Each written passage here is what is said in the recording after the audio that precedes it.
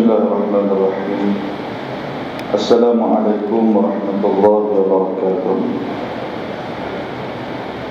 Alhamdulillahilladzi arsala rasulahu bil huda wa dinil haqq liyuzhirahu 'ala ad-din kullihi walau karihal kafirun. Asyhadu an la ilaha illallah wahdahu la syarika lahu lahul asma'ul husna was sifatul 'ula. Wa asyhadu anna Muhammadan 'abduhu wa rasuluhu ar-rahmatul muhda wal badrul duja.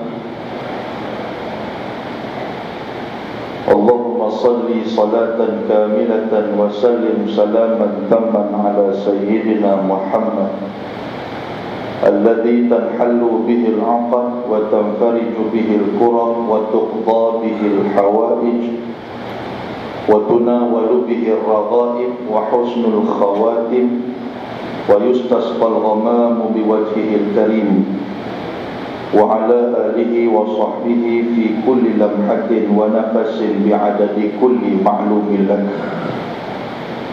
Rabbi shrah li sadri wa yassir li amri wahlul 'uqdatam min lisani yafqahu qawli.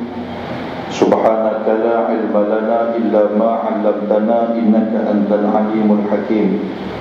La hawla wa la quwwata illa billahil aliyyil azim. Allahumma ij'alna alladhina yastami'una al-qawl fayattabi'una ahsana. Allahumma amin, Allahumma amin, Allahumma amin. Yang saya hormati kekanda saya, pengurusi majlis pada malam ini, yang berbahagia pengurusi Masjid Timah, ahli jawatan kuasa masjid, ashabul fadilah, tuan imam, tuan-tuan, puan-puan, hadirin hadirat yang dirahmati dan dikasihi oleh Allah Subhanahu wa taala. Alhamdulillah, summa alhamdulillah, setinggi-tinggi kesyukuran kita rafakkan kehadiran Allah Subhanahu wa taala dengan kesempatan yang diberikan pada malam yang berbahagia ini, dapat kita berkumpul, dapat kita bersua muka, dan dapat kita berada di dalam majlis yang disebut oleh Nabi SAW sebagai Rawdatun min Riyadil Jannah, satu taman daripada taman-taman syurga, yang mana semua orang mengharapkan bahawa mereka itu dipilih oleh Allah dan mereka diletakkan oleh Allah Subhanahu wa taala sebagai manusia yang akan menghuni syurga yang dijanjikan oleh Allah Subhanahu wa taala. Tuan-tuan dan puan-puan sekalian, malam ni dengan kesempatan yang ada, saya ingin berkongsi sedikit ilmu yang saya petik di dalam kitab Nasaihul Ibad. Nasaihul Ibad maksud dia nasihat-nasihat yang berguna kepada calon-calon penghuni syurga. Dalam kitab ni dikarang oleh Syekh An-Nawawi Al-Bantani, orang Banten, lebih dikenali sebagai Imam Nawawi yang kedua di dalam mazhab Syafi'i. Dia memuatkan di sini satu cetusan ataupun satu pemikiran ataupun satu pandangan yang telah dicetuskan oleh seorang tabi'in yang amat masyhur yang bernama Hasan Al-Basri.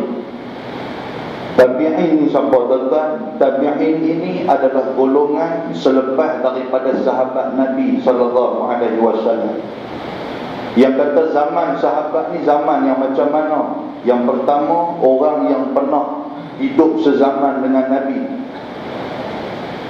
disebut sebagai sahabat, orang yang pernah hidup sezaman dengan Nabi. Yang kedua, orang yang beriman dengan Nabi SAW. Kalau dia hidup zaman dengan Nabi tetapi dia tidak beriman dengan Nabi, dia tidak disebut sebagai sahabat. Yang ketiga, orang yang meninggal dunia Dia hidup zaman Nabi, dia beriman kepada Nabi, dan dia meninggal dunia dalam keadaan seorang yang beriman kepada Allah dan juga kepada Nabi. Bermakna dia ini disebut sebagai sahabat. Manakala zaman selepas daripada sahabat, zaman manusia yang berjumpa dengan sahabat, berjumpa dengan orang yang pernah berjumpa dengan Nabi tetapi dia tak sempat jumpa dengan Nabi, dia ini disebut sebagai tabi'in. Tabi'in orang yang mengikut sahabat Nabi sallallahu alaihi wasallam. Antara yang masyhur, tabi'in yang masyhur, iaitu Hasan al-Basri. Hasan al-Basri, dia ni mak dia merupakan hamba kepada Ummu Salamah, salah seorang daripada isteri Nabi sallallahu alaihi wasallam. Pada umur 14 tahun, zaman Sayyidina Umar Al-Khattab, dia hidup zaman tu, dia berpindah ke Iraq yang ketika itu disebut sebagai Basrah. Dia duduk di sana, dia berguru dengan sahabat-sahabat Nabi. Di antara dia Sayyiduna Uthman ibn Affan, antara yang lain Sayyiduna Ali bin Abi Talib, antara yang lain Abdullah ibn Abbas. Itu semua guru kepada Hasan al-Basri. Hasan al-Basri ketika mana dia berguru, dia dapat ilmu, dia sebarkan ilmu di Basrah. Sebab tu dia digelar sebagai Basri. Basri ini dinisbahkan kepada nama tempat, dan nama dia Hasan dinisbahkan kepada nama tempat, iaitu Basri. Jadi Hasan al-Basri. Hari ini ada orang nama Basri, kan? Basri itu nama tempat di Basrah. Mungkin dia tu keturunan Basrah ataupun nama Basri. Kita pun bukan tak boleh. Kita Masjid Timah di kampung Timah. Bukan kampung Timah kamu? Kampung Timah. Kampung Masjid Timah. Kampung Masjid Timah. Dia berasa juga nama Sohibul, contoh dah. Nama Sohibul. Dia kata nak boboh juga dah. Timah ni apa dia dalam bahasa Arab? Timah ni boboh. Sohibul At-Timadi. At-Timadi, Timah. Okey. Bukan tak boleh kan? Tapi orang Arab terkejut lah. Dia kata, yang mana satu Arab? Aku Arab, hampa orang Arab. Hasan al-Basri, tentang 9, itu di antara biodata dia, biografi dia. Dan Hasan al-Basri salah seorang tabi'in yang hidup dia itu zuhud. Walaupun dia diberi kekayaan, walaupun dia diberi kemewahan, tetapi zuhud. Sehingga kan kalau kita pernah mengaji ilmu tasawuf, dalam ilmu tasawuf tu dia ada dua sifat yang perlu ada dalam diri kita. Yang pertama sifat khauf, yang kedua sifat ar-raja. Khauf ni takut, yang kedua harap. Macam kita semayang, dia kena ada dua sifat ni waktu nak semayang ni. Yang pertama kita takut, sifat khauf, takut. Takut apa? Takut Allah Subhanahu wa taala tak terima semayang kita.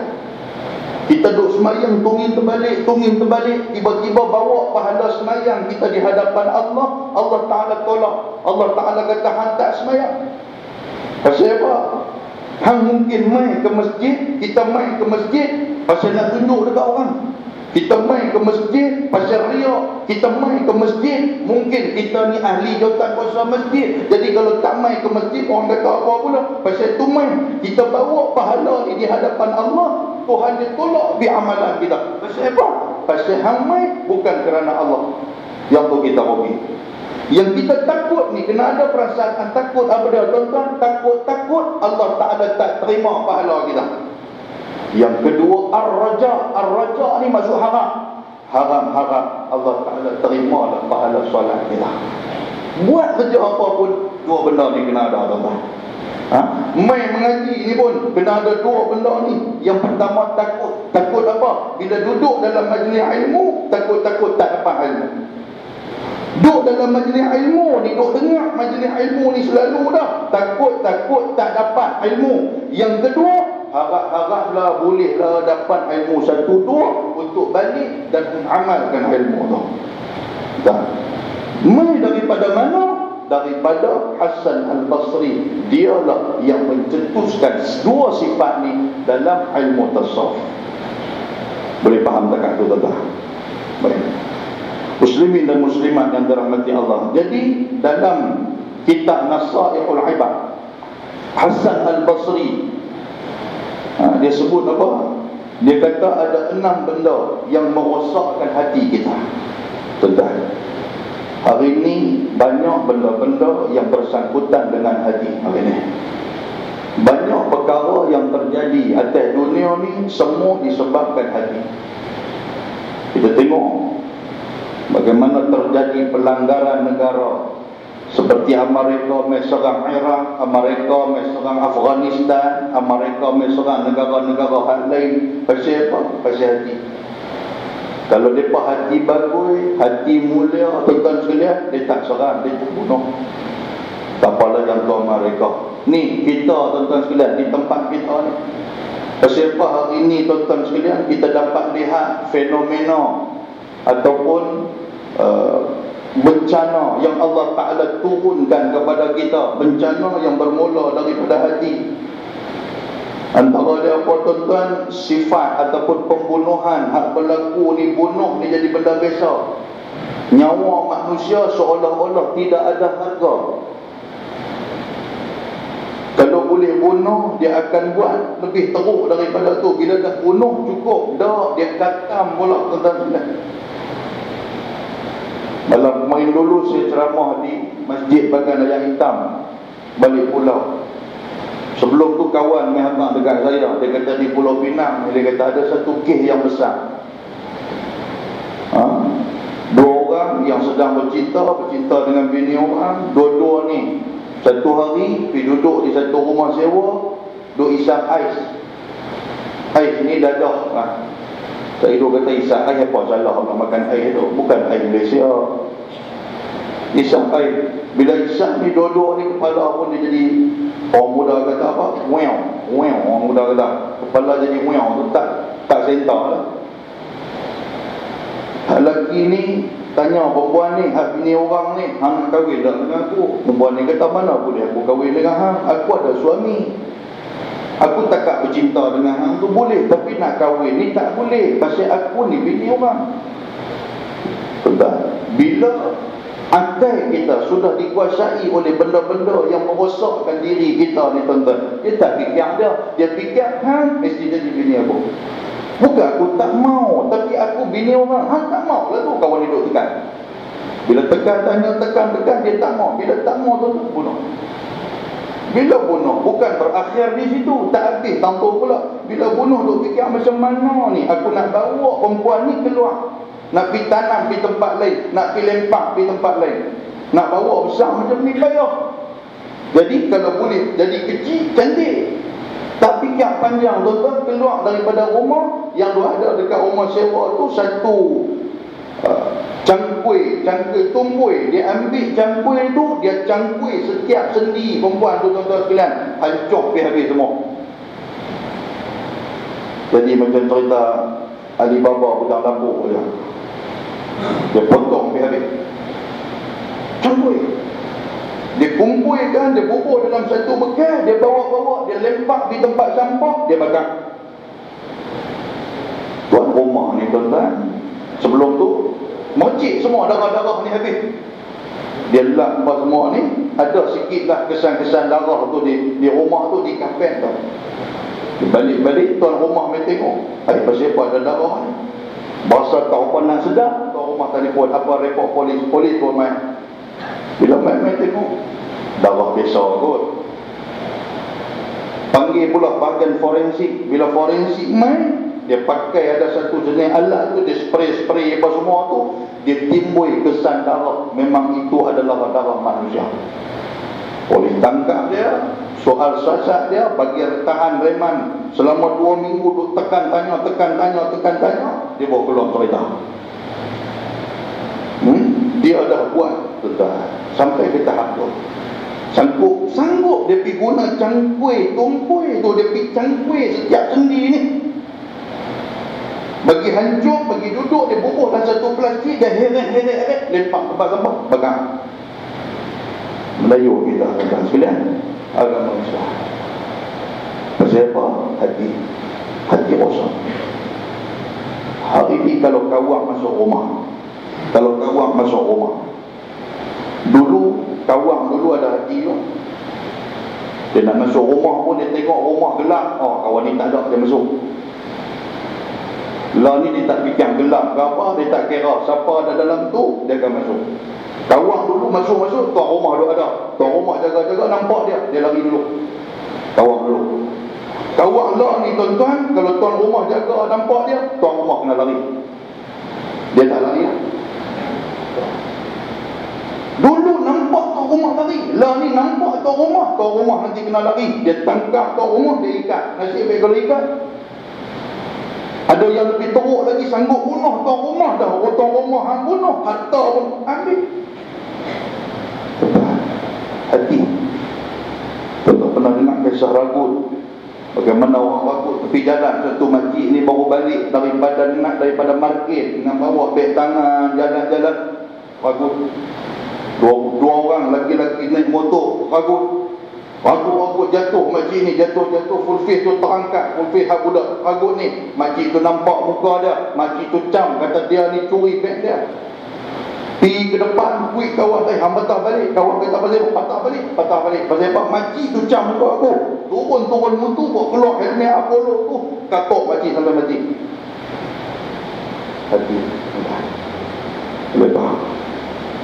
Anak kita hari ni, ni kisah ibu bapa pula. Dulu tuan-tuan sekalian, kita bukan kata dengan pak kita nak bertentang mata ni, tak berani langsung. Nak tinggi suara, tak berani langsung. Anak hari ni bukan kata tentang mata, tinggi suara pun berani. Anak sanggup hantar seorang mak duduk di hotel 3-4 hari, duduk mak tak tahu, anak hilang ke mana, tak tahu. Orang buka pintu hotel, makcik main mana ni? Duk teriak, makcik tak nak abang. Makcik pun tua teruk, tak nak abang. Duk tanya anak mana dia, anak aku mana. Anak makcik siapa dia? Teriak. Makcik duk mana? Teriak. Kena lempak pergi hotel macam tu. Pasal apa tuan-tuan? Hati. Baik, kita tengok apa penyebabnya. Benda yang merosakkan hati ni sampai Quran sebut. Quran kata fi qulubihim marad fazadahumullahu marada. Quran kata setiap manusia ni ada dalam hati depa ni marad. Marad ni maksud dia sakit. Hati kita bila hati main sakit, fazadahumullahu marada. Kalau kita tak cuba cegah hati kita, kita tak pulun, kita tak gedut pergi cari ubat untuk hati kita, fazadahumullahu marada. Allah Ta'ala tambahkan kepada kita penyakit hati. Syekh Zainuddin MZ, seorang tokoh dai sejuta umat Indonesia, dia sebut tentang 3 perkara tuan-tuan sekalian. Perbezaan di antara penyakit hati dengan penyakit luaran. Penyakit luaran ni penyakit darah tinggi, penyakit kencing manis, penyakit kulit, penyakit sakit pinggang, penyakit macam-macam lagi lah. Jantung. Yang tu penyakit luaran. Dia kata beza penyakit hati dengan penyakit luaran ada 3. Yang pertama sekali, yang dikatakan penyakit luaran ni, ubat dia tu banyak dan doktor pun banyak. Tuan-tuan sakit jantung, berlunggu ubat sakit jantung dok ada, doktor pun banyak. Pakar jantung ni banyak, pergi hospital KPJ banyak, yang katakan penyakit jantung ni. Sakit darah tinggi, pergi Seberang-Jaya ada doktor bidang darah tinggi. GH ada doktor bidang darah tinggi. Tekan Metro ada doktor bidang darah tinggi. Alostat ada doktor bidang darah tinggi. Yang tu penyakit luaran. Ubat banyak. Makan makan nak bagi darah turun balik. Tetapi kalau penyakit hati, ubat dia satu saja. Apa dia tuan-tuan? Kembali kepada Allah. Bertaubat, kembali kepada Allah, ajaran Islam, amalkan secara betul, jaga betul-betul agama kita. Yang itulah ubat kepada rosaknya hati, penyakit hati. Yang masalah duk jadilah ni, yang kita duk gelut pergi cari ubat kepada luaran kita ni, gelut. Tekan di Johor, kata ubat, ubat sakit jantung ada di Johor, tekan di. Tekan di di Siam. Pasal apa di Siam tu dia kata ada ubat ni. Apa sakit jantung pergi di Siam. Dia boleh ni, dia boleh cuci apa semua. Hak mana yang sangkut-sangkut, yang tersumbat-sumbat, tekan di. Tapi kalau orang sakit hati rosak, pernah tak duk gelut macam tu? Orang tanya, main mana Haji? Allah kalau minta maaf lah, main siap. Pasal apa? Biar dia ubat. Apa sebab? Hati sakit. Tak ada. Kalut kita pergi Johor ni, kalut. Lama tak nampak ni. Pergi mana? Pergi Johor. Pasal apa? Biar dia ubat. Berubat sikit tak? Berubat hati. Pernah tak? Tak tak. Yang pertama. Yang kedua, kata Syekh Zainuddin MZ, dia kata yang kedua, orang yang sakit dalam dan juga sakit luaran. Beza dia yang kedua apa tuan-tuan? Sakit luaran ini hanya merosakkan dunia, sedangkan sakit dalaman, sakit hati kita ini merosakkan dunia dan juga akhirat. Kita bagi contoh. Tuan-tuan sakit kencing manis, dunia tuan-tuan rosak, akhirat tak rosak. Dunia tuan-tuan rosak macam mana? Tuan-tuan nak makan benda manis tak boleh. Dia nak makan manis sikit, orang kata ni ada bubuk caca. Tak boleh bubuk caca. Kata saya hidup caca orang-orang di rumah, tak boleh. Dia kata ni ada apa nama bubuk suara. Bubuk suara pun tak boleh. Dia kata tak boleh. Ada ni bulan apa nama? Bulan manis ada, tak boleh. Bermakna nikmat-nikmat dunia untuk orang kita rosak, kita tak boleh makan. Tetapi akhirat kita tak rosak. Tak ada lagi manusia yang dimasukkan ke dalam api neraka disebabkan penyakit luaran. Tak ada. Kita tanya kepada penghuni syurga, penghuni neraka, apakah yang menyebabkan kamu masuk dalam api neraka ni? Dia kata masuk pasal sakit jantung. Tak ada. Masuk pasal apa? Masuk pasal darah tinggi. Tak ada. Malaikat maut pun dia tak ambil lempar masuk api neraka. Orang ada darah tinggi, orang ada penyakit jantung, orang ada kencing manis. Kalau dikira macam tu, semua pakai api neraka tu, mana ada orang sihat? Boleh faham dekat ni tuan-tuan? Nampak macam tak orang nak faham? Boleh tak? Boleh tak faham? Tetapi kalau penyakit hati, dia akan rosakkan dunia dan juga akhirat. Penyakit hati, dunia rosak tuan-tuan. Penyakit hati ni apa dia? Antara dia perasaan dengki, rosak. Hasad, dengki, rosak. Rosak dunia. Kita dengki kat orang, rosak dunia kita. Kita takabur, kita bangga diri, kita besar diri, rosak dunia. Tuan-tuan sekalian, kita tak boleh duduk dengan orang rasa diri ni hebat. Tak boleh duduk dengan orang kebanyakan. Tak boleh. Rasa dia ni ada pangkat dalam masyarakat. Kalau ada pangkat, takkanlah aku nak makan di bawah sila dengan mereka. Hampa bubuhlah kerusi meja main dekat aku. Demai macam tu. Orang tak peduli dekat dia. Itu rosak dunia. Akhirat dia lagi rosak. Siapa yang ada penyakit takabur, neraka tempat dia. Nabi SAW sebut, Nabi kata la yadkhulul jannah man kana mithqala dzarratin, man kana fi qalbihi mithqala dzarratin minal kibr. Nabi kata takkan masuk ke dalam syurga barang siapa yang ada dalam hati dia. Dalam hati dia, Nabi kata mithqala dzarrah, sebesar zarah sekalipun perasaan bangga diri, perasaan takabur, tak masuk dalam syurga. Tak masuk dalam syurga. Duduk di mana? Duduk di neraka.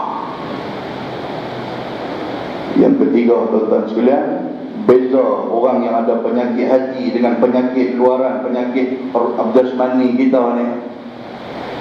Orang yang ada penyakit jasmani, sakit jantung, darah tinggi, kencing manis, dia yang sakit, dia tahu kata dia ada sakit. Orang tak tahu kata dia ada sakit tu. Tuan-tuan tengok badan saya, nampak bulat elok orang. Oh, kata sihat ustaz. Belum tentu. Tuan-tuan tak tahu saya ada penyakit apa. Sebab penyakit luaran ni saya seorang saja yang tahu. Tuan-tuan tak tahu. Tapi kalau penyakit hati, orang yang punya penyakit tu dia tak tahu kata dia ada penyakit. Orang luar yang bukan ada penyakit tu, dia boleh nilai, oh kawan ni ada penyakit hati, kawan ni hati dia rosak ni. Kita bercakap besar, bila bercakap besar, orang menilai, oh dia ni cakap besar ni. Orang kata kita, cakap besar apa? Dah cakap besar apa? Tak cakap, memang jenis ni, style aku jenis ni. Nampak?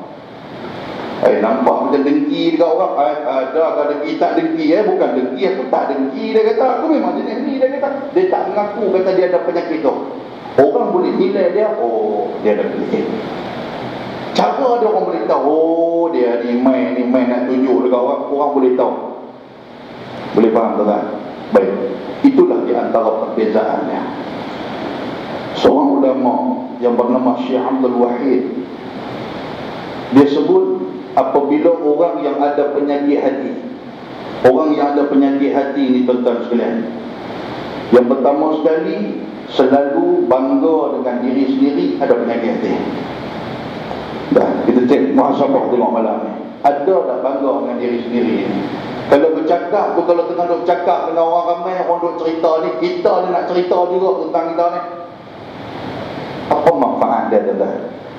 Kita duk abang ni kata, oh tanah dia tu banyak. Dia cerita ke orang ni, tanah dia tu banyak. Oh, kita pun, dia kata, aku tak mau nak cerita, dia kata, tapi tanah, tak mau nak cerita, tapi cerita juga. Dah, aku bukan nak cerita dia, tapi tanah aku pun lebih kurang hebat. Oh, kita bangga diri sendiri tu. Boleh faham tak? Yang seterusnya, angkuh dan pandangan dan memandang hina terhadap orang yang ada sakit hati ni. Muhasabah tengok, pandang hina ataupun tak hina dekat orang. Orang yang tak sama taraf dengan kita, macam mana cara kita tengok mereka ni? Tengok pandangan yang menghina ke, ataupun tengok pandangan yang biasa ke? Yang sama-sama label dengan kita ni, oh dia boleh menyembang. Lepas tu orang yang tak sama label dengan kita ni, tak boleh sembang. Duk sebelah pun tak teguk pasal apa? Dia bukan golongan kita. Yang ni ada penyakit, yang hati dia rosak. Yang seterusnya tuan-tuan, dia suka mengintai keaiban orang, dan dia suka sebarkan keaiban orang. Kata Ibrahim bin Adham, seorang waliullah, antara punca kepada matinya hati, dia kata, istaghaltum bi'uyubi ghairikum wa taraktum uyub anfusikum. Kita sibuk dengan aib orang lain, dan kita melupakan aib yang ada pada diri kita. Sibuk. Tambah-tambah nak main ni, kenuri kahwin ni, Allahu Akbar, lagilah banyak. Jaga tuan-tuan, kita nak panggil orang main pun kena tengok juga, dia ni jenis mulut hebiak ke mulut tak hebiak. Zaki dia jadi warta berita dah di rumah kita tu. Dia tengok dia habis semua. Minta maaf sebutlah. Kita panggil dia, jangan lupa main. Dia kata nanti bulan 12 dia kenuri kahwin anak saya ni. Dia main dengan lelaki dia apa semua, dia main. Habis-habis makan apa semua, habis-habis tengok keliling apa semua, duk lari kita. Dia kata, abang perasan tak menantu dia? Awak kata, Allah menantu dia, awak yang bodoh tengah. Dia panggil orang makan pun bersampah dah, kata anak dia cumi apa, tapi menantu tak padan pula tak. Jodoh dia, hang siapa? Ada tak nak tuan tu? Tak ada lah, Masjid Timur tak ada tu, Masjid Timur tu. Laki pun tak kata apa. Hang dia kira kata apa orang tak baik, kalau kata dah abang bukanlah nak kata, dia kata, tapi abang cuba tengok kata lah tu. Abang tengok lo, tak kata langsung, kata dia boleh taman menantu ni, kata wah anak dia cucu ni, kata oh ya ke, laki pun ya ke. Kata abang tengok apa nama bilik pengantin dia. Mana aku nak tengok? Hang tengok kata, aku nak tengok celah mana. Allah, bilik pengantin lah huduk. Ya Allah, tak kena langsung tema. Dia kata tema purple dalam bilik pengantin tu, tiba warna koko. Macam tak kena langsung. Apa yang dia tak reti kan?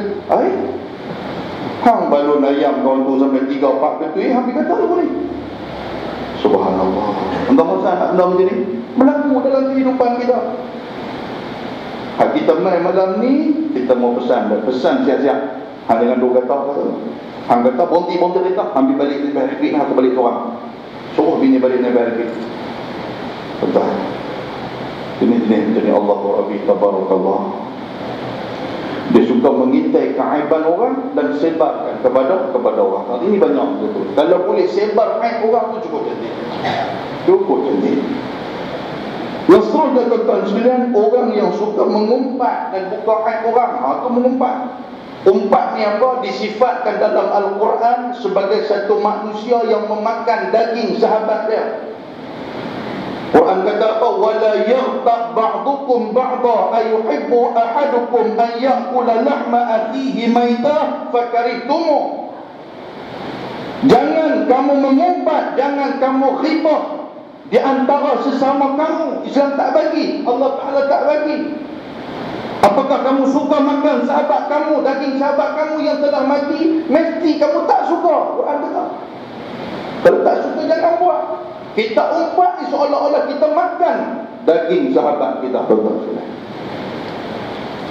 Duk cerita ke orang, cerita ke tok imam, cerita ke datang kuasa masjid, tak kena saja. Dia seorang yang betul. Cerita hak ni, cerita hak ni, dia suka cerita. Jangan. Bahaya benda yang macam ni. Kita pula tukang tadak telinga pula. Kita kata, oh nasib baik aku tak kata, dia kata. Tapi aku duduk dengar. Hak dengar pun sama dengan hak kata. Sebab kita pasang telinga kita lah. Kawan tu duduk cerita, takkan aku nak cerita seorang-seorang. Muslimin dan muslimat yang dirahmati Allah. Dan seterusnya tuan-tuan, kita gembira melihat kesusahan orang lain dan kita susah melihat kesenangan orang lain. Dia ada dua tu. Susah tengok orang senang, senang tengok orang susah. Boleh faham? Atau balik sikit ayat tu. Susah tengok orang senang, senang tengok orang susah. Dia kalau orang senang, dia lah jadi serabut. Serabut lah ya Allah, awak yang muka serabut sangat. Dia kata, haji tu beli kereta baru. Awak pasti pada beli kereta baru bagus lah. Dah, bukan kata tak ni. Dia kata, haji tu gaji sama dengan aku kata. Lebih kurang aku, tapi pasal apa dia boleh beli kereta? Dia mula puasa main nombor ekor pada dah haji ni pula lah lebih kotor. Kawan ni kata tak, dia bukan main nombor ekor, tapi hari tu dia dah keluar daripada kedai nombor ekor. Tak tahu dia main ke tak. Kawan ni dia tambah lagu tu pula, sah haji tu main nombor ekor. Tengok-tengok pun besar rumah pula, duk fikir banyak haji ni main nombor ekor, token nombor ekor, rumah boleh besar ni. Habis cakap benda tu ya, sepak dia habis semua. Allah Rabbi. Jangan kita senang melihat orang susah, kita susah melihat orang senang. Jangan. Bila tengok orang senang, tuan-tuan kita pun tumpang gembira. Tapi bila tengok orang susah, kita pun tumpang merana kesusahan yang ada pada dia. Itu Islam.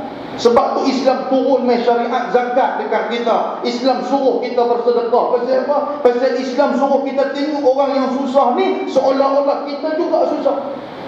Nabi SAW sebut, Nabi kata, la yu'minu ahadukum hatta yuhibba li akhihi ma yuhibbu li nafsihi. Nabi kata tak sempurna iman seseorang daripada kamu sehinggalah kamu mengasihi sahabat dia macam mana dia mengasihi diri dia sendiri. Apa yang kita makan, kita nak sahabat kita makan. Apa yang kita pakai, kita nak sahabat kita pakai. Kita nak macam tu. Itulah yang disebut sebagai bersaudara. Itulah yang disebut sebagai kita melihat orang yang susah, kita pun susah. Kita tengok orang senang, kita pun rasa senang. Sahabat kita di Syria, sahabat kita di Palestin, sahabat kita di Iraq, mereka susah tuan-tuan sekalian. Kita juga merasai kesusahan tu. Tapi pasal apa mereka susah, langsung kita tak rasa apa-apa. Mereka susah nak makan, mereka susah nak keluar main beribadah.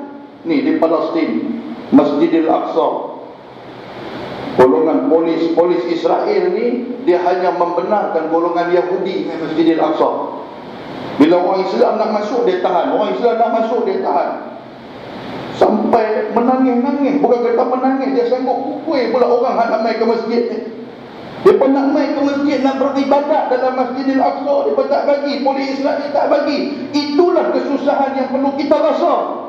Rasa macam mana tuan-tuan? Tuan-tuan main masjid imam ni tak ada siapa halang pun, tu pun tak mau main.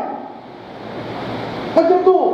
Sebagai rasa kecewa kita apa yang dibuat oleh golongan Zionis kepada umat Islam. Apa rasa kecewa kita? Hang ke masjid, Tuhan bagi nikmat boleh main. Takat hujan 2-3 titik takkan tak boleh main.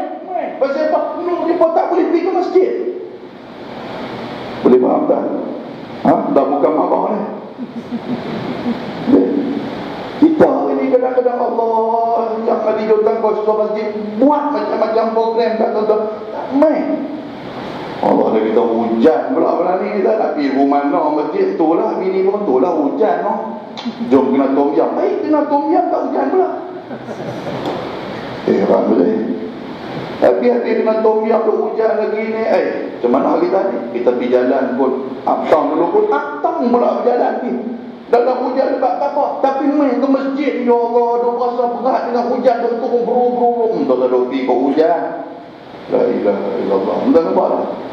Jangan sampai Allah Ta'ala bagi penghalang kepada kita. Kita ni Allah Ta'ala tak suruh, tak hantar kepada kita tentera-tentera Zionis, tak hantar menghalang kita main masjid, tak ada. Allah Ta'ala hantar diri kita sendiri, hawa nafsu kita sendiri yang menjadi tentera Zionis. Mereka ni lah yang tu halang kita. Yang tu halang kita daripada nak mangkit subuh, mangkit tu gelap lagi ni. Azan gelap lagi, tak azan lagi ni. Hati nafsu ni. Dia kata relax dulu haji dia dah. Cakap, haji cakap. Relax dulu haji awal lagi. Duduk dulu. Kita pun duduk atas kodan duduk. Uyuk ke 8. Tuan nampak benda tu? Hantu tu halang ni. Dari anak keluar main. Duduk pasar. Berapa dah ni? Masuk dah kata maghrib ni. Orang tak azan pun. Tak ada orang azan pun kata ni. Dosa rupiah dia kata. Benar dia tu. Pasal takut-takut kalau dia main awal, tak ada siapa di masjid, dia kena jadi imam. Dia kata pernah sudah lepas suruh pun jadi imam, petang betul-betul kan. Kalau tuan-tuan tengok dalam video saya tu jemput untuk Tok Imam Ketang. Kalau tuan-tuan tengok Tok Imam Ketang tu maksud dia apa, hari-hari dia pergi tu tak ada siapa. Dia pula dengan pergi dengan pakai kepiah elok pula, dah dengan duduk pakai jubah cantik, orang pun tengok-tengok dia boleh jadi imam pun. Kita tu yang kita tak mau pakai jenis ni. Dia kata aku tak boleh, tapi kalau aku pakai jenis ni tak kira nampak aku ustaz langsung. Lepas kata tu imam tak ada. Hatta tu imam tak ada, hak mana hak tak boleh jadi imam ni, dandan main sakit perut pun ada, pergi bilik ayah. Lepas tu pergi ambil ayah semayang kali ke-13 pun ada juga. Tu imam main. Ada? Jadi imam, jadi rosyuk yang habis kali belakang semua okey. Dia tak tahu nak kata suruh vakum, tak tahu. Macam dia duduk main lambat. Okey, tempoi lah ni. Supaya hal belakang pun jenis dia juga. Okey. Dengan kepala juga. Okey. Boleh. Okey. Test lah. Mampu. Jadi Allahu Akbar. Kawan nak belakang dia ni tik nombor ekor ni, dia kata ni kemai juga ada nombor ekor pun boleh jadi imam ni. Aku ni bahkan boleh juga. Bismillahirrahmanirrahim. Baca tu nampak macam Imam Madinah lah. Lama kata ni. Lepas bismillah tak bunyi apa pun. Bonggok. Pelan-pelan. Dia Allah lepas bismillah jahanam dia habis. Jahanam dia habis. Kawan ni pula kata Fatihah lah. Kat sebelah kata, weh, semayang mana boleh bercakap. Habis jangan buat panggil macam tu tak boleh jadi tu. Tak mahal. Masjid balik pulau belum tu. Pasal kita duduk balik pulau. Lepas tengok tu imam tak main, kecut dah ahli datang kuasa masjid ni, kecut perut dah. Jahanam kata. Dan baik motor pun ada belah tu. Apakah road ni? Benda. Allah tabarakallah. Muslimin dan muslimat yang dirahmati oleh Allah Subhanahu wa taala. Sudah, yang tu hati kita, dia tak halang, dia tak hantar tentera Zionis apa, dia tak hantar, dia hantar hati kita. Hati kita ni lah tadi tabung duk lalu perasaan nak bawa masuk. Allah, duk lawan hati ni. Hak ni nak kena buang dulu ni. Kata betul kata, ada main telinga. Betul kata, nampak 50 besar sangat tu, kali ambil RM1 nak lombong bang. Nampak tak? Hak tu kita nak balik rumah lagi tu. Isteri kita, anak-anak kita pula, contoh kita nak berubah, tuan-tuan sekalian, nak pegang Quran nak malam ni, buka Quran, bini berdehem, tutup Quran timpan. Bini berdehem. Buka. Bunyi tu Allah, tak balik. Tak pernah pegang Quran. Anak pula pakai susut dengan sama-sama nak tengok pak tadi nak baca Quran tu apa? Dia kata lama mana 35 tahun tak bisa baca Quran, malam ni nak baca. Dia kata aku kata tak nampak Quran. Anak kata macam tu lah. Kawan dengar tak ada semangat langsung bagi tak baca Quran. Jangan macam tu. Allah kita barakallah. Baik. Antara yang lain tuan-tuan, sikit kena. Kita tak masuk lagi ni yang kata Imam Hasan Al-Basri ni. Saya ceramah di Jalan Bagan Ayam Hitam, masjid Jalan Bagan Ayam Hitam balik pulau tu sejam 45 minit. Sejam 45 minit. Saya ceramah di Allahumma salli ala Muhammad di apa tu? Bagan Serai, Padang Serai. Padang Serai tu pun hampir 2 jam juga. Jadi tuan-tuan malam ni pun kena tunggu lah pukul 8, pukul 9, pukul 10 baru kita habis. Boleh tak? Boleh? Dia kata boleh belah ni ya, belah ni kata jahanam. Dah pun dalam ramai-ramai boleh. Allah. Aku tak kira dalam hati ni, aku tak kira lagi. Ini pun kerana keluar. Kita kadang-kadang yang bunyi kan? Insya bunyi lah. Sudah. Kita masyarakat kita tak tahulah belah balik pulau lah. Ni tak masuk dalam YouTube, masuk tak masuk lah. Masuk? Masuk jahanam. Tak kira orang balik pulau halau kita. Tak apa cerita habis lah. Belah balik pulau lah. Perangai orang balik pulau ada 3 kan ikut mengaji ni. Yang pertama sekali dia suka kalau nak main mengaji. Yang pertama sekali dia suka sembahyang maghrib di rumah. Tak tahulah mengaji kitab 49 mana tu. Dia kata afdal sembahyang maghrib di rumah. Sebab tu waktu maghrib tak ramai orang kan. Belah balik pulau lah. Belah balik timur ni tak apa, bagus. Yang kedua tuan-tuan sekalian, perangai yang kata orang balik pulau ni apa dia? Yang kedua, bila duduk dalam 5 minit ustaz tak main, dia kata ustaz tak main dah kot, keluar ustaz duduk uyuk kot, dia tak mau tunggu lah. Ustaz lambat sikit pakai uyuk, pakai tak nak sabar lah. Yang ketiga tuan-tuan sekalian, perangai balik pulau, bunyi jam dia gelisah lah. Main ceramah tu bagi gulung tek. Dia mula gelisah lah. Dia gelisah duduk tak kena lah. Sekali dia parti atas, parti apa, kapet tu ada guling kapet apa, dia macam-macam lah. Kipas dia pusing pun dia duduk tengok kipas. Kira 1, 2, 3. Duduk kira tu pula, dia main kacau lah. Tuan-tuan, pasal apa? Pasal dia set time dalam kepala dia tu. Kalau ceramah, kalau kuliah start daripada habis maghrib sampai Aisyah, dia kata yang tu time dia. Tapi kalau lebih daripada tu, yang tu tak masuk time dah, yang tu subsidi dah. Dia macam tu. Jadi kalau lebih bunyi tu tak gelisah tu. Ponggah lah. Dia jadi panas tak panas. Sopan dengan apa nama? Cacing kepanasan dia panas. Dia kata jahanam lah. Dia kata ni dia main tu. Dan tu panggil balik pulau lah. Jadi masjid Timah ni tempat panggil balik pulau. Boleh kan? Jadi pukul 10 kita mati. Boleh pukul 10? Sikit lah. Kuih sikit lah. Tadi ramai juga. Jadilah. Baik tuan-tuan sekalian. Antara yang lain, apa lagi saya sebut.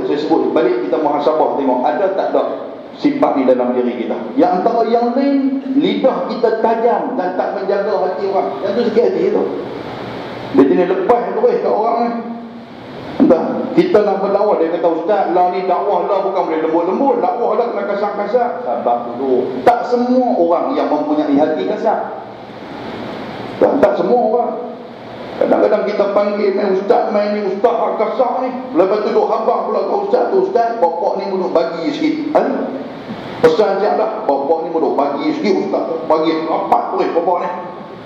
Ustaz dia pun main dia katok rapat tu. Tak apalah dia balik, dia makan nasi apa semua dia okey. Ni kita hanya tak kosong dia nak kena menjawab pula. Jangan kata apa cari ustaz mana kasar sangat ni. Tuan-tuan, dalam bab kasar tak kasar ni, tak ramai orang yang hati kasar. Tak ramai. Dia ada 3 golongan. Yang pertama, satu golongan yang hati ni kasar. Kalau kena ni, Allah dia kata seronok, dia kata kena. Tapi tak berubah juga. Yang kedua, tuan-tuan, orang hati lembut. Hati lembut ni, dia bagi takat hin-hin tu. Dia kata pedih. Lembut. Dah, dia tak mau hati ni kasar-kasar. Dia dengar-dengar Allah, dia kata. Yang ni ke ceramah, dia kata. Kan? Bukan kata stembrun gelek badan dia. Anak gajah lompat duduk atas badan, ketak dada duduk tengok ni. Ustaz ni buat yang kasar sana ni, keluar daripada mulut keluar ni. Ada yang ketiga, tuan-tuan, hati ni mati tu. Orang duk kata dekat dia depan ni, duk kata. Lembu kenyang, muka apa? Apa lembu kenyang, nak menggata bila apa pun aku duduk begitu. Ada. Ada tuan-tuan. Masjid Timah ni ada 3 golongan. Hamun ni kasar, pada ada ustaz orang segi apa yang tak seluruh kan? Oh, dengan muka-muka popai, tak seluruh sana. Bagi dengan segi. Depa ramai malam ni kuduhan. Pokok ramai-ramai. Kadang-kadang ada ramai kali pertama. Nak dengar ceramah. Kena ceramah dulu tu. Tobat dah home. Aku tak main dalam Masjid Timah ni. Aku pergi cari Masjid City pula lepas ni. Betul? Oleh dakwah ni. Sebab tu Nabi SAW. Tuan-tuan tengok cara Nabi dakwah macam mana. Kalau kepada orang Badui ni orang yang tak arti apa. Macam mana mereka main, Nabi tengah duduk, mereka peluk Nabi ni, mereka melawak dengan Nabi ni, sampai merah muka Nabi, naik orang Nabi ni. Sahabat Halil tengok, apa melawak kasar sangat dengan Nabi ni? Umat ni kira nak gugur penumbuk sedih dah. Kan? Apa melawak kasar ni? Nabi kata, jangan umat pasal apa? Ikut akal dia lah. Memang Arab Badui ni jenis suka melawak ni tu, melawak rimau, mana-mana. Suka melawak tu. Nabi juga jenis tu. Jenis sahabat Nabi pula, jenis sahabat Nabi yang duduk dengan Nabi lama ni, kalau mereka tanya soalan-soalan yang tak sepatutnya tanya, merah muka Nabi marah. Dah, ada gerai tahun tu pula baca mengaji ni. Tuan boleh faham? Ada pula ramai tanya Nabi tengok latar belakang dia macam mana. Oh, dia ni bagus, dia ni mengempak dia bagus, dengan mak dia bagus, semayang bagus. Cuma dia ni diperongoi sikit. Sebab tu kita dengar satu hadis bila seorang sahabat mai jumpa Nabi, Nabi kata apa? La taghdab. Jangan hamarah. Pasal semayang dia bagus, dia dengan orang bagus, tapi cuma perongoi saja. Nabi dia buat macam tu. Nampak tak tu? Itulah hikmah dalam dakwah Nabi. Jadi kita tak boleh pukul rata semua. Sebab tu dalam ceramah dia mesti ada tegas, dalam ceramah dia mesti ada lembut, dalam ceramah dia mesti ada lawak-lawak sikit. Tuan-tuan ni ada juga ramai ni pasal nak dengar lawak pun ada. Dalam hati dia mai pun nak dengar cerita ada. Kalau dengar macam kita ni dia jadi layu ada. Ada yang mai ni kalau nak dengar kasar, buat apa ustaz nak bandul ni? Dia nak dengar macam tu. Ada ramai ni aku nak ambil satu dua ilmu yang boleh aku beramai. Ada juga yang macam tu. Bermakna ragam orang. Boleh faham tak sila? Boleh faham, alhamdulillah. Takut lagi berjumpa ada satu masjid. Saya ceramah dulu ni. Lepas kata ustaz lembut sangat. Dia kata Allah ustaz ni balut. Baik. Lembut lagi tangan ni. Lembut sangat. Ustaz mulut berat sikit. Kami panggil abang ustaz kemah-kemah. Kami panggil ustaz saja balut Allah. Tetap kita tak mau macam tu. Pasal apa? Kalau kita nak buat macam tu, kita akan jadi, kita dalam duk ceramah lagu tu, kita akan cari satu figure untuk kita nak hantam. Bila hantam orang pekat seronok, dia tak seronok. Ada satu masjid sebelah kita juga lah, tapi hantam tu imam, kita mau sebut lah. Dia kata tu imam kena macam ni lah, sikit-sikit tu imam, sikit-sikit tu imam. Tu imam tu kena lagu tu, balik tu naik tu jatuh ke parit. Tu kena atas kepala dah. Allah. Boleh nak kira nak? Jadi beragam lah. Jadi beragam. Jadi kita nak ilmu tu tuan-tuan nak sampai kepada kita. Ilmu tu dakwah tu kena sampaikan. Jadi cara dia tu berbagai. Baik. Jadi nak jadi orang yang dalam hati dia ada rosak tuan-tuan sekalian, dia suka ni bercakap ni dia tak kira orang. Cakap ni kira lepas orang, tak boleh. Kena jaga hati orang tuan-tuan. Baik, yang seterusnya tuan-tuan sekalian, orang yang ada penyakit ni apa dia? Iaitu dia berlagak alim untuk dipuji oleh orang. Oh, berlagak alim. Muka ni buat muka ustaz. Tak tahu muka ustaz macam mana tak tahulah, tapi dia buat muka ustaz. Tembang pun anggur kepala. Tengok orang lagu tu dia angkat kepala. Muka tu gaya ustaz. Dia bukan ustaz, kan? Dia ni kira apa nama terentak sikit-sikit betul lah. Tapi gaya, kan? Untuk apa? Untuk dapat pujian. Yang tu lah. Kalau nak kita buat apa nama dengan pakai serban, dengan pakai jubah, hang bukan ustaz tapi hang pakai serban, hang pakai jubah, apa dia? Pasal dah ikut sunnah. Yang tu alhamdulillah. So satu benda yang kepujian. Tetapi kalau hang pakai semua ni untuk apa? Untuk nak dapat puji daripada orang tengok-tengok, oh kemah dia. Nak bagi nampak alim. Dan yang ni lah yang keji dan mempunyai hati yang rosak. Dan seterusnya menyampaikan ilmu dengan riak. Ada juga tuan-tuan duk sampai ilmu dengan riak. Alah tuan-tuan, saya ni tuan-tuan, kalau tuan-tuan tak panggil pun tak peduli masjid ni. Dia main dulu tu. Berlumbuk masjid tu, dia panggil saya masjid ni, semua panggil, semua orang hebat-hebat, saya tolak tuan-tuan. Riak lah tu. Nak bagi orang tengok, nak bagi orang dengar kata hang ni hebat, tak hebat pun. Kita tak mau yang sebegitu. Na'udzubillah. Seterusnya tuan-tuan, derhaka kepada ibu bapa itu penyakit. Derhaka kepada ibu bapa.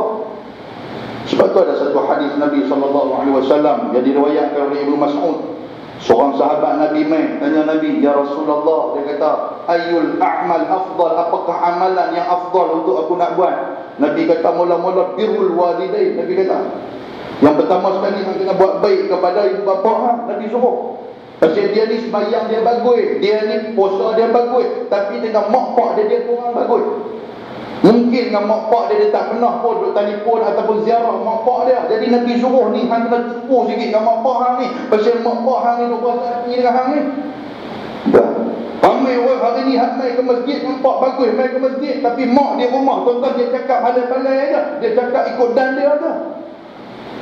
Tambah kena pula mak yang Allah Ta'ala uji mak tu dengan bagi nyanyok. Allah Ta'ala uji mak tu dengan penyakit yang terlantak di katil, tak boleh nak mangkit. Lagilah ujian dan fitnah yang cukup besar kepada mak dan kepada anak-anak dia. Fitnah. Kalau duduk sihat elok dia boleh jaga tuan-tuan, tapi bila sakit, bila terlantak waktu tu pakai sorban besar pun tuan-tuan sekalian hancur kalau kena ujian yang macam ni. Na'udzubillah. Mula-mula tak boleh jaga lagi. Mak kata kena stroke ni, stroke penuh badan, seluruh badan kena ni. Yang duk mata boleh tengok, telinga duk boleh dengar lagi ni. Yang tu je, yang lain tak boleh, tak fungsi lah. Mak duk sorang-sorang lagu tu, waktu tu ujian kat kita. Misal mak berak, habis tu mak kencing, mula-mula tu jaga, lama-lama duk basah. Jadi beban lah. Demi macam tu. Jadi beban. Kita pergi mana pun, minta maaf tak boleh lama, kata mak dia ada di rumah, balik jaga. Suruh bini, bini kata, bukan mak saya, dia kata mak abang, saya boleh tengok-tengok. Oh, nak jaga berak, nak basuh berak, basuh kencing, minta maaf lah. Takut bini pula kena tu. Takkan tak boleh ni mak mentua. Memanglah mak mentua saya, dia kata boleh lah. Kalau saya tengok dekat abang tak ada, boleh tengok lah. Dia kata, tapi nak basuh-basuh, tak mau. Dia kata, dia kata tak mau. Anak-anak pun saya tak basuh, dia kata tak boleh, tak lalu. Dia kata, macam tu dekat mak kita. Ujian tak kita. Boleh faham tak sekalian? Ini ujian cukup besar.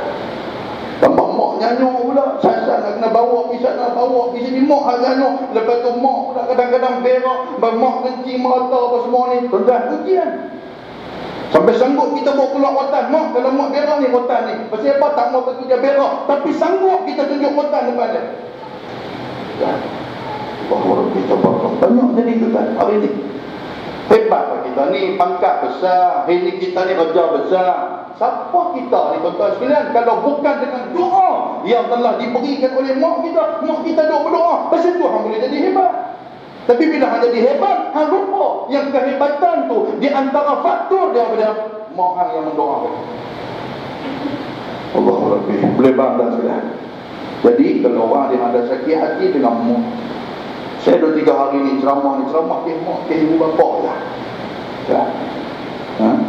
Allah. Kadang-kadang mak telefon kita, tanya anak macam mana, sihat ke dah. Tanya ni anak kita, cucu ni, mak telefon tu, dia bukan nak tanya cucu pun, dia nak tahu kita tu sihat ke dah. Dia tak abang lah, ia pun rindu lah kan. Dia tak abang lah, tapi dia tanya cucu, anak mak macam mana ni, bila dia nak balik main. Bila dia nak balik, dia kata maksudnya suruh hang balik lah. Kita pula buat tak peti, mereka nak balik dengan apa? Umur 3 tahun, 4 tahun nak balik dengan apa? Hang mau balik lah. Mak telefon mereka kita, ni nak abang ni kata Haji Ismail tu meninggal dah depan rumah. Oh ya ke, innalillahi wa inna ilaihi raji'un. Tak apa mak, yang tu je. Kita tak tahu mesej di sebalik informasi yang dia bagi dekat kita tu.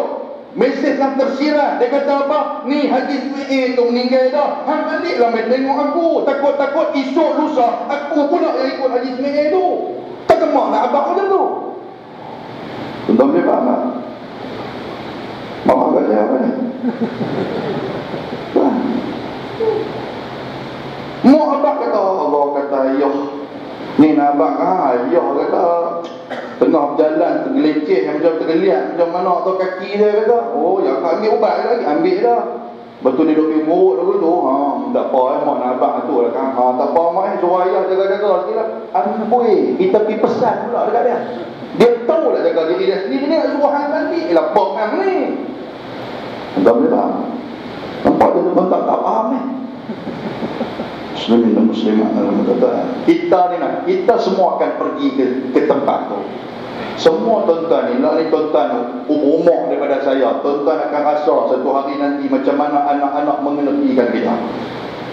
Bukan tuan-tuan akan rasa saja, saya pun akan rasa macam mana dengan anak yang kita datang, anak yang kita perlu, anak yang kita ni kadang-kadang duduk tempat kerja, tiba-tiba bini telefon mai, abang kata anak jatuh longgang ni. Oh, dengar tak apa, tinggal sekejap kerja kita lari mai tengok anak hari tu longgang ni. Tapi kita hari ni mak telefon kita kata pak hang kaki tergeliat, kita tak sanggup tinggal kerja kita. Minta maaf tak apa, tunggu cuti sikit balik. Hang tak sanggup tinggal saat kerja hang pergi tengok siapa hang. Pasal apa lagu tu? Jom Ustaz kata, jom saya duduk Sarawak awak ke Tembang tu tak Sarawak. Allah Akbar. Boleh kata lagu ni? Saya suka sibang lagu tu je. Boleh? Tapi tuan tak setuju kan macam ni? Tak setuju tak apa. Majlis Timur sekali ni kita main. Boleh tak main? Yang paling dahsyat lagi mak tu, mak duk bersabar. Pak ni dia tak mau dah. Tak apalah, hang tu telefon dah kacau depa apa-apa. Dan depa tak mau balik gapi kat depa pak. Tapi dalam hati ni duk harap balik mai mak ni. Dia pun sibuk takkan dia tak boleh balik mai. Kawan dia kerja sekali dengan dia boleh balik setiap minggu mai tengok mak depa. Takkan anak kita tak boleh balik dah. Mak ni pasal mak duk buat dia tu pasal apa ni? Duk pujuk hati dia ni. Kadang-kadang dia dengan hati dia tak boleh. Kalau dia buat perangai macam pak, dia teriak kan. Tapi dia duk pujuk lagi. Dia duk pujuk tak apa. Dia kata anak tu teringat kat kita. Bukan tak teringat. Nampak dia duk pujuk hati dia tu. Sedangkan mak ni Allah Akbar. Sebab itulah ada satu kata-kata apa? Mak ni banyak berbohong dengan kita. Mak ni banyak bohong. Antara dia apa tuan-tuan sekalian yang kata mak banyak berbohong. Waktu makanan bila dah habis. Makanan bila dah habis, mak makan last sekali. Anak ada 7 orang, contoh dia bubur nasi apa semua bagi dekat anak. Anak pakai duk makan, dia tinggal sikit. Bila tinggal sikit nasi dekat dia ambil dia makan. Kita tengok mak, takkan mak makan sikit dia? Mak ni bukan lapang sangat, kata saja. Dia bohong dengan kita. Nasi dah kita habis semua, dia makan habis dia ni makan sikit. Mak takkan makan sikit je. Hang dah balun 2 pinggan dah, hang baru tanya mak ha. Dia kata mak tak lapar saja. Mak bukan nak makan sangat. Mak lapar betul, tapi yang tu nak fikir untuk dia makan.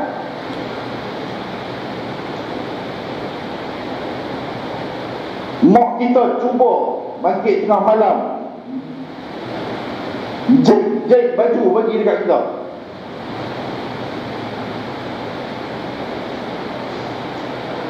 Kita terjaga tengah malam tuan-tuan.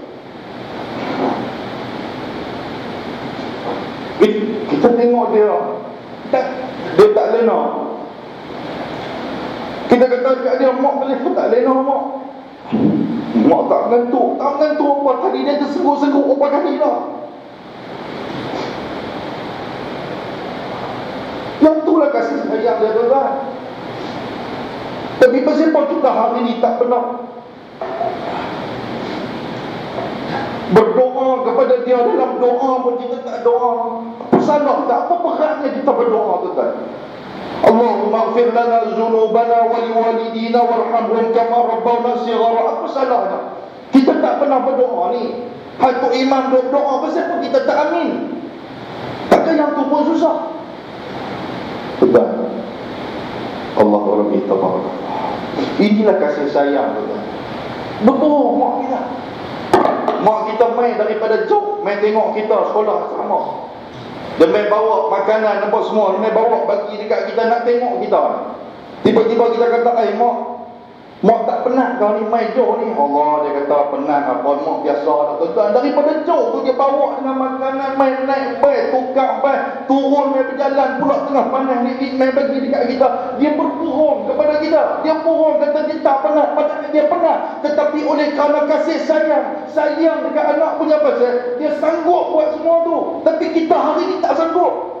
Sehingga kan sanggup kita di kalangan kita sanggup pergi kurung mak dalam rumah. Mak dah nyanyok, kita kurung dia dalam rumah. Kita buat satu tempat khusus bagi dekat dia. Kita bagi makan dia, berak kencing dia, semua di dalam tu. Kita tak tengok. Orang tanya bersembah, buat itu kat mak kan? Oh, dia kata aku sibuk kerja. Kalau aku tak buat itu, mak aku nyanyok. Saya dia keluar jalan berapa. Sanggup kita buat macam tu. Muslimin dan muslimat yang dirahmati oleh Allah Subhanahu wa taala. Itulah tanda orang yang sakit hati. Baik, yang seterusnya tuan-tuan sekalian, saya ringkaskan, orang yang ada rosak hati dia ataupun sakit hati dia itu adalah orang yang talang dua muka. Belah ni pun dia geng, belah ni pun dia geng, duduk belagak sama-sama. Talang dua muka. Yang seterusnya suka menjatuhkan orang lain. Dia suka cerita keburukan orang, jatuhkan orang lain. Oh, dia kata dia tu kah. Orang duk cerita kebaikan dia ni haji ni bagus apa semua. Dia pula pergi cerita keburukan. Itulah orang yang menjatuhkan. Bagus lah, tapi ada kan cerita yang tak seronok sikit. Dia dulu. Ada cerita tak seronok, tapi tak selalu cerita. Hang dah pandai dipancing orang dah kata lagu tu. Betul hang tak mau cerita pula. Orang pun nak dengar. Hang nak cerita tak mau cerita. Hang dah buat betul hang cerita habis-habis. Cerita habis-habis. Dia kata dia ada cerita tak seronok, tapi tu dia kalau cerita ni kita kata orang pula. Kata orang lah tu. Allahu Akbar. Tuan-tuan. Lepas tu benda lagi tuan-tuan, solat tidak khusyuk. Sebab apa solat kita tak khusyuk? Pasal hati kita. Hati kita rosak. Antara sebab hati kita rosak tuan-tuan, antara apa kesan dia, solat tak khusyuk. Kita duk semayang tak boleh khusyuk ni pasal apa? Mulut nak khusyuk ni tak boleh. Antara dia hati tu rosak. Hamai ke masjid dengki dekat orang, hamai ke masjid mai ke masjid di dalam keadaan hang duk menghasut orang, mai rosak. Solat tidak khusyuk. Dan seterusnya tuan-tuan sekalian, orang yang sakit hati dia cinta kepada dunia melebihi akhirat. Dunia. Dan orang yang sakit hati dia tuan-tuan, dia suka membesar-besarkan hal yang kecil, yang remeh dia suka besar. Bukan ada manfaat apa pun, tak ada faedah apa saja, tapi besar benda tu. Dan orang yang sakit hati dalam yang terakhir, dia kata apa? Suka menggunakan agama untuk kepentingan duniawi dia. Dia guna agama untuk kepentingan dia. Oh, dia kata dia boleh buat tahlil. Contoh dia bila boleh buat tahlil kawasan Masjid Timah ni, kalau siapa pergi buat tahlil rumah orang, dia bagi duit. Dia kata siapa buat tahlil panggil aku. Dia guna kepentingan tu dalam bab agama tu untuk urusan dunia dia. Na'udzubillah. Ini orang yang ada penyakit. Balik muhasabah dia, ada tak ada penyakit ni dekat kita. Baik, jadi kata tabi'in, kata Hasan Basri ni tuan-tuan sekalian, dia kata sebab rosaknya hati. Yang tadi hati dah rosak, yang tu kesan hati rosak. Ni sebab rosaknya hati. Ada 6 perkara. Yang pertama dia kata apa? Awaluha yudnibuna bi raja'i taubah. Yang pertama, kita buat dosa, kita buat kesalahan kepada Allah, kita dalam diri kita ni duk kata apa? Tak apalah, nanti bila sampai waktu dia aku bertobat lah. Kita buat dosa hari ni, kita duk ingat masih ada lagi ruang kepada kita untuk kita bertobat. Tak apa kot, dia kata tulis bila nombor ekor hari ni, dia kata esok aku bertobat lah. Dapat sedap bertobat. Itu dia duk harap macam tu. Dia buat dosa, dia duduk harap nanti ada pintu taubat dekat dia. Perasaan harap yang macam tu tuan-tuan menyebabkan hati dia rosak. Tak apa kot, tapi masjid tak apalah. Lepas ni aku pergi masjid kot, aku pergi haji ni, balik haji aku pergi masjid. Dia harap macam tu, rosak hati. Tak apa kot, dia kata buat pergi lah. Dia kata minum pergi lah ayam ketum ni, ayam ketum. Lalu ni orang panggil apa? Cokoroi. Minum bila cokoroi ni, dia kata nanti aku kahwin pun tinggal. Dia macam tu. Dia suka macam tu. Orang yang jadi hati kosong. Yang kedua tuan-tuan sekalian, wa yata'allamuna ilma wa la ya'maluna bih. Kita mai dengar ilmu, kita mai mengaji tuan-tuan, tapi tak amal. Hati rosak. Abang kata tak mana ada ceramah, no, pi no, tekan pi duduk depan sekali. Tak ramai pun. Duk dengar ni, bab hati ni, duk hantam-hantam bab hati ni, balik duk lagu tu. Tak ada apa, tak berubah langsung. Tapi orang kata, oh dia ni kalau mengaji dah, tak mana kita tu dia ada. Tapi perangai pun betul tu, nampak tak? Rosak hati kita. Kita tahu benda tu dosa, duk dengar dosa, buat pula. Tapi mengaji ni Allah, tak mana ada mengaji terkabir. Muslimin dan muslimat yang dirahmati Allah. Yang ketiga, tuan-tuan sekalian, wa idza amilu la yukhlisun. Bila dah beramai pula, bila dah melakukan amal kebajikan, beribadah kepada Allah, tak ikhlas, rosak hati. Bila dah beramai tak ikhlas pula. Bawa masuk duit dalam tabung, tuan-tuan sekalian. Ikhlas ni apa? Kita cerita. Ikhlas ni apa? Ikhlas ni asal daripada perkataan akhlasa. Akhlasa ni kosong. Kosong macam mana? Kalau tuan-tuan buat satu benda, apa perasaan tuan-tuan? Perasaan ni tak rasa apa. Yang tu ikhlas. Duit kita buh dalam tabung, apa perasaan kita? Duk rasa bubuh RM50 ni, duk rasa macam kemas. Tak ikhlas. Buh RM50 tak rasa kemas, duk rasa kata menyesal pula aku buh RM50 ni. Kita kalau aku buh RM2 pun tak apa, tak ikhlas pula. Yang ikhlas macam mana? Hang bubuh pun RM50, hang tak fikir alah bubuh terus tabung berjalan. Dia buat tak arti yang tu. Tok guru saya Pak Syekh Zainuddin dia sebut apa? Dia kata ikhlas. Waktu orang tanya dia, salah seorang daripada anak murid tanya dia, Tok Guru, yang kata ikhlas ni macam mana? Contoh terbaik untuk ikhlas ni macam mana? Dia kata pada majlis, dia kata minta maaf lah kalau saya nak sebut benda jorok sikit, benda Indonesia dia kata jorok ni, benda kotor sikit dia kata. Yang kata ikhlas tu seperti kita buang air besar dengan buang air kecil. Dia kata yang tu ikhlas. Pasal apa tuan-tuan? Yang kata buang air besar, berak lah. Hari tuan-tuan kata buang air besar, apa dia ada? Tak faham berak. Berak faham? Faham, okey berak. Tuan-tuan berak. Yang tuan-tuan berak tu apa dah? Yang tuan-tuan apa nama hasil daripada makanan apa? Tuan-tuan makan nasi Hadramut mahal ya? Mahal. Tuan-tuan makan nasi Hadramut, makan anggur, makan apa tuan-tuan sekalian, tuan-tuan makan mahal itu. Tiba-tiba waktu tuan-tuan nak buang air besar tu, tuan-tuan buang, tuan-tuan menyesal lah. Allah menyesal aku. Keluar bila air tu pegang kepala aku. Bini tanya, pasal apa bang? Aku menyesal lah. Pasal apa aku pergi berak tadi, hak keluar orang nasi tu, hak mahal-mahal keluar. Ada lah orang tu. Kalau ada gila. Ada tak? Tak rasa pun. Tuan-tuan berak apa semua tak rasa. Tuan-tuan buang air. Itulah ikhlas. Ada orang kata, keluar lepas, keluar dia ayah lu buat muka. Aduh, awak haji, siapa haji nampak cemas sangat? Aku tadi, aku kencing tadi, aku rasa tak ikhlas lah kencing aku. Ada tak? Mana ada? Tutup guru saya lah buat perumpamaan macam tu. Tadi tuan-tuan kata, Pak Ustaz dia pengotok. Tak tu lah kata ikhlas. Maksudnya bila hang buat sesuatu benda, walaupun hak mai kepada hang benda hak mahal, walaupun hang minum air yang mahal, jus yang mahal, hang buang tu hang tak fikir mahal lah. Ikhlas. Macam duit kita ada ni RM50, RM100, kita masukkan tabung tu tak fikir apa lah. Ikhlas. Ni masjid kita, masjid tuan-tuan nak buat baru ni, ada ni. Apa nak perlukan kapet, perlukan kipas apa semua tu. Bagi tu tak? Bagi tu bagi. RM30,000 bagi.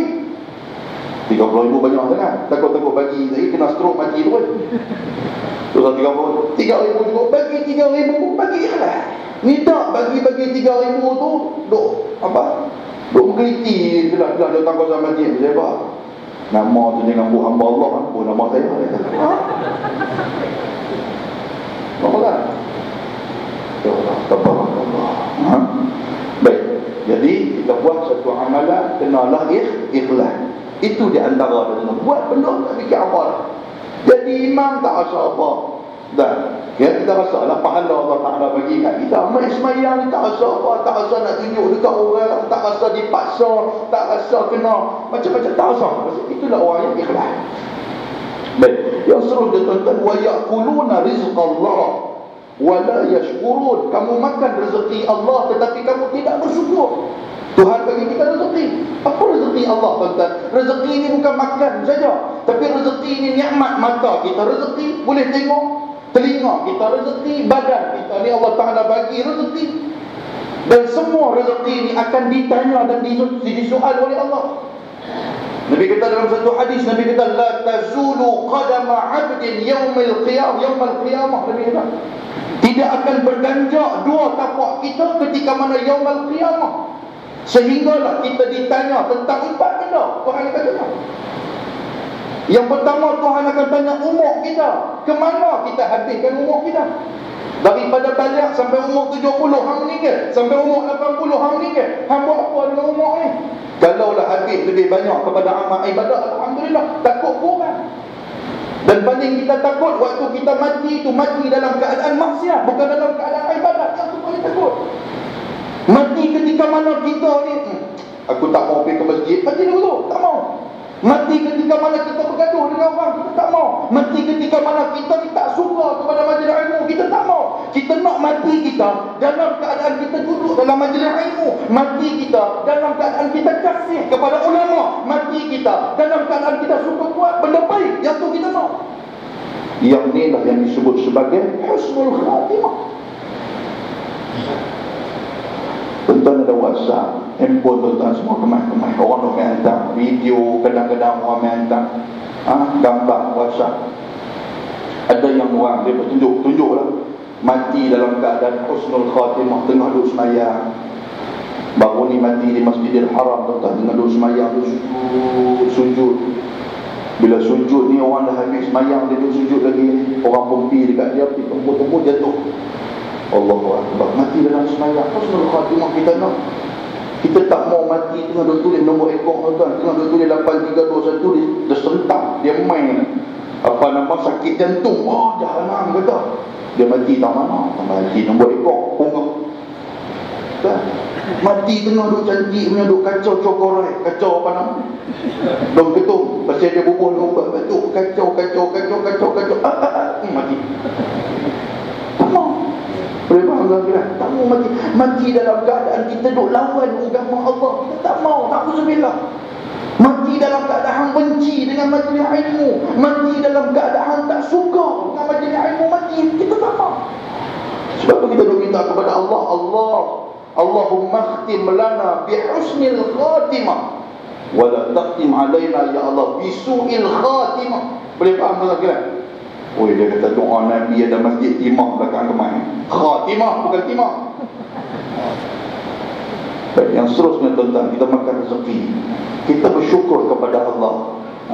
Syukur kepada Allah ni tuan-tuan ada dua. Ulama kata ada dua. Yang pertama syukur qauliyah. Yang kata qauliyah ni apa? Syukur mulut kita tu berzikir. Dia kata alhamdulillah, alhamdulillah, alhamdulillah. Dalam satu hadis Rawahul Muslim, Nabi SAW sebut, Nabi kata orang yang membaca subhanallah dan alhamdulillah, Nabi kata tamla'u bainas samai wal ardh. Nabi kata pahala yang Allah Ta'ala bagi luasnya langit dan bumi, pahala Allah. Tak susah, tak payah. Khafifatan, dua kalimah yang cukup ringan. Subhanallah walhamdulillah. Naik motor subhanallah walhamdulillah. Main dengan bini, aku sebut subhanallah, aku sebut alhamdulillah. Buat. Dua lah kata subhanallah alhamdulillah, subhanallah alhamdulillah. Teman-teman nak balik tu daripada duk bergaduh saja lah kata. Bergaduh, nak main pun bergaduh, yang hang pun lambat apa, semua ni orang nak main dia. Dia kata lah lambat, tak lambat. Ada kata lambat macam apa? Aku serika baju apa? Dia bergaduh sampai ke masjid ni. Balik lagi sambung pula. Aku dia lah, aku kata ni ustaz dia baru lama sangat. Aku ajak hampir masjid dia, hang tak mau. Tak apa lah ustaz. Yang bini duk baking ustaz pula. Yang hang baking ustaz ni apa pasal? Bergaduh. Daripada duk bergaduh sampai balik rumah tu baik. Subhanallah, alhamdulillah, subhanallah. Jangan ganggu kepala tu lah, lari tahu tu. Boleh nak kira? Boleh nak? Tak apa nak angguk dah ni, ajak teruk dah. Kata ustaz ajak teruk dah nak angguk. Sedih angguk, jalan pergi tengah jam dia kata. Angguk, siap ni, belah tak mau angguk. Baik. Yang seterusnya, yang kelima, ya wa ma yardawna bi qismatillah. Kamu tidak redha dengan apa yang Allah Ta'ala tentukan kepada kamu. Tak redha. Kita pertikaikan lah.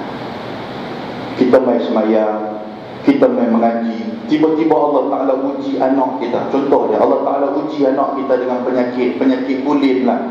Pi mata lah, bawa apa nama anak kita pi ambil ubat tak lega, jumpa kawan ni tak lega, jumpa kawan ni tak lega.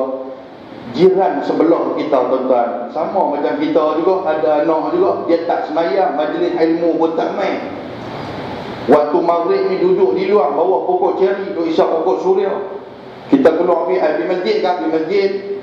Lah kali dia kata apa kat kita, dia kata aku duk tengok hang ni semayang, hang pergi masjid ilmu semua bagus, hang ngaji, Tuhan dia bagi kat anak hang tahu.